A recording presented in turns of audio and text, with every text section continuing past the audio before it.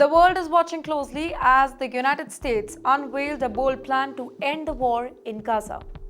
Hello and welcome to TimesXP. I'm Driti Atri, and this is Trump's 21-point proposal aimed at stopping the fighting, protecting the civilians, and creating a possible path for a future Palestinian state. But it's far from simple, and both the sides have huge stakes here. Well, the US has just unveiled a plan that could change everything in Gaza. It's bold, it's complicated, and for some reason it's controversial. But let's break it down so it's crystal clear to you. So the first point focuses on peace, rebuilding, and giving Gaza a future, but also a security and justice. Let's dwell deeper into that.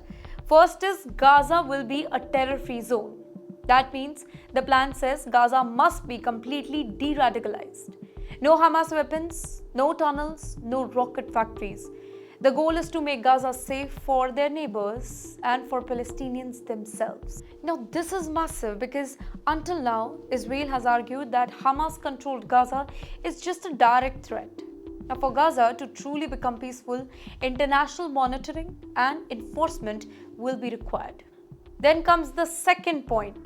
Redevelopment for Gaza's people. The US promises massive redevelopment. That means fixing their schools, hospitals, roads, homes that are destroyed in the war.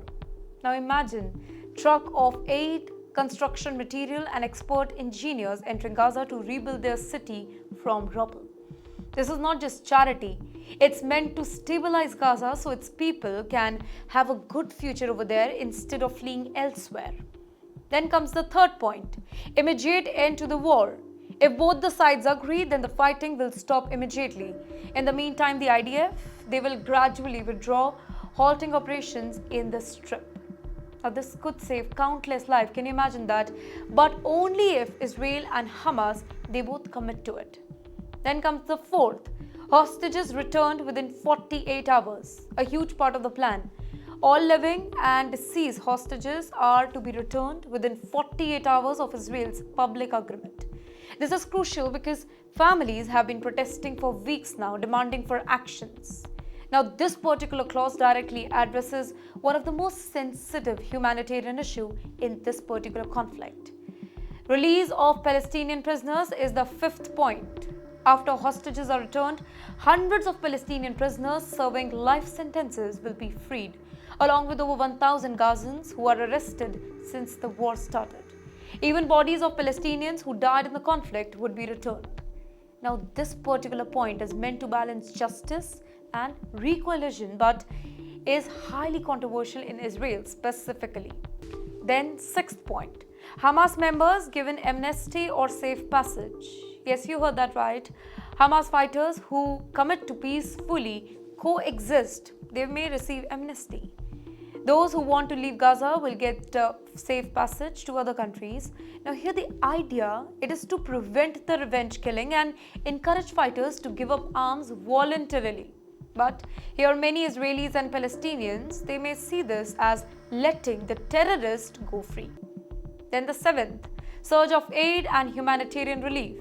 Once the agreement is in place, aid will flow into Gaza, and that too at a rate at least equal to January 2025 hostage deal, which includes 600 trucks of aid per day. Now this means food, water, medicine, equipments to remove rubble. This is a lifeline. Now here the goal is to stabilize life in Gaza quickly and prevent a humanitarian catastrophe. Eighth, aid distribution by neutral parties. Aid will be distributed by the United Nations and other neutral organizations that exist here. Neither Hamas nor Israel will control this process just to avoid corruption or even misuse. Now, this ensures fairness and transparency, but also mean no single authority can fully guarantee security during the delivery. Then ninth, temporary Palestinian technocratic government. Well, it is a temporary government of technocrats, that means expert who will run Gaza, providing basic services while long-term reforms take place. This government will be supervised by an international body including the US and Arab partners, ensuring that Gaza can function safely until a future Palestinian Authority is fully ready. 10th point is economic plan to rebuild Gaza.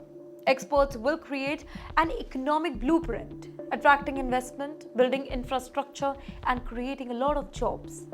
Now, this point's aim is to give Gaza a self-sustaining economy, so people can earn a living and reduce support for militant groups. Well, think modern Middle Eastern cities with new businesses, tech hubs, and infrastructural projects. Special economic zones, well, this is the 11th point. Gaza will have zones with lower tariffs and easier trade access to encourage businesses and attract international investment. Now, this is meant to boost the economy quickly and integrate Gaza into global trade networks, giving the residents some hope and alternative just to join the extremist group. In the 12th point, Trump has mentioned that he will encourage Palestinians to stay. Well, unlike earlier ideas of relocating Gazans, this particular plan explicitly says, stay, build your future here. Palestinians are given a chance to rebuild their lives at home with access to jobs, aid, security. This is politically sensitive, specifically for the Israeli politicians who have considered voluntary migration in the past. Then comes the 13th point. Well, here, Hamas completely out of governance. Hamas will have zero role in running Gaza's government. All military infrastructure, be it tunnels, weapons, rocket factories, they must be destroyed. The new leader will commit to peaceful coexistence with Israel and its neighbors. Well, this is a huge step because it aims to prevent the cycle of violence from restarting. 14th point, regional security guarantees. Neighboring countries and international partners will guarantee Gaza's security. They will ensure that Hamas or any other armed group follow all the rules, stopping threats to Israel or civilians inside Gaza. Well, this adds another layer of trust that the peace plan isn't just on paper. 15th, international stabilization forces. Yes, a temporary international force will enter Gaza immediately to maintain security. They will train a Palestinian police force and ensure law and order while Gaza rebuilds. This is meant to prevent chaos and stop revenge attacks.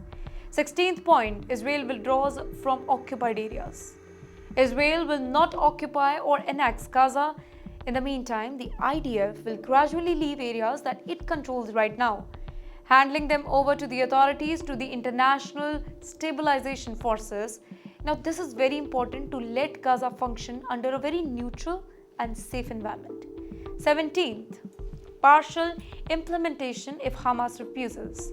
Now, if Hamas rejects the steps, Plan 1 to 16 can still go ahead in the area that are already free of terror. Now, this ensures trade, reconstruction, and governance reform that continue without waiting for full Hamas cooperation. No future strikes in Qatar. Point number 18.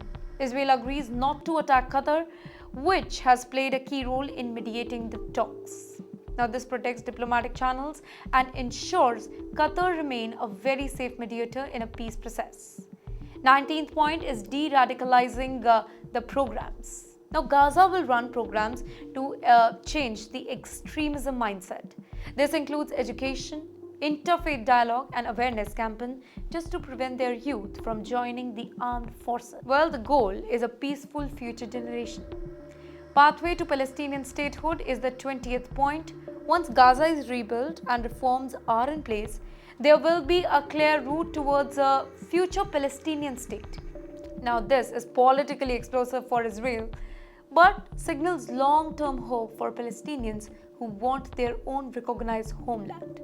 Last but not the least, US facilitated dialogue for peace. Finally, the US will set up ongoing talks between Israel and the Palestinian just to create a political horizon for coexistence. This is the backbone of the plan, turning ceasefire into a lasting, structured peace process with international oversight and their support. Well, the stakes are high. If the plan really works, it could end the war, save thousands of lives, and open the door for a Palestinian state. But if it fails, Gaza could face even more violence, humanitarian disaster, and political chaos, with Israel and Hamas locked in another deadly cycle. This is the moment where politics, diplomacy, and human lives collide with each other. Everybody's watching. Will this be the breakthrough the Middle East desperately needs, or just yet another plan lost in the endless cycle of this conflict?